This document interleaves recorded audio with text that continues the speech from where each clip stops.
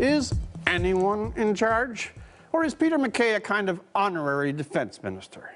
The beauty of honorary positions is that you get the rank and the privileges of high office, staff, limos, entourage, lodges, but you're not really responsible for anything.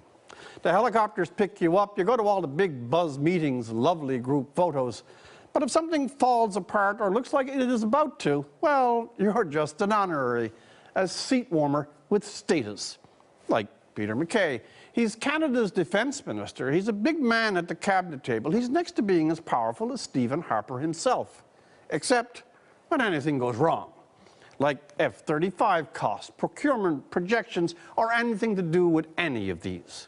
Then he's just Peter MacKay, honorary defense minister. An ornament, not an engine. Do I need to point out that a real minister would resign after this week's sad comedy? There's another aspect to this sorry affair. The Harper Conservatives seem to have been very much superior in handling issues, presenting a case, or just plain getting things done when they were in a minority. Since their triumphant majority, they fall apart in new and ingenious ways almost every day. They accuse rivals of supporting child pornographers, can't outline their own big legislation. And on something like a potentially $25 billion and questionable purchase, their defense minister, I think that's Peter MacKay, seems to have been in another room, possibly another dimension, the whole time it was talked about. Now, in the Commons, they're jabbering on about working to improve the process. Hey, buying the jets, planning to spend $25 billion is the process.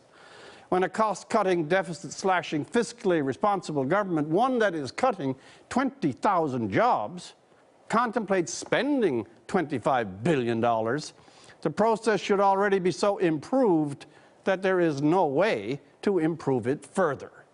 Now, to save $5 billion, they'll squeeze the turnip till it can recite the order paper in Latin.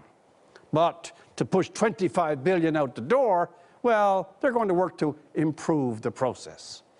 Incidentally, what part of improving the process would letting the House and citizens know the cost fall under? The Auditor General made it clear today that the cost would have been known throughout government, that the Defense Department's $16 billion estimate was moonshine, and most importantly, that all this was known before the last election. If Stephen Harper were in opposition now, and it was Liberals who brought about this mess, he would be heaving thunderbolts and breathing righteous fire about arrogant and incompetent Liberals. And he would be right. But you know, Liberals and Conservatives are more like twins in this stuff than either of them can bear to acknowledge.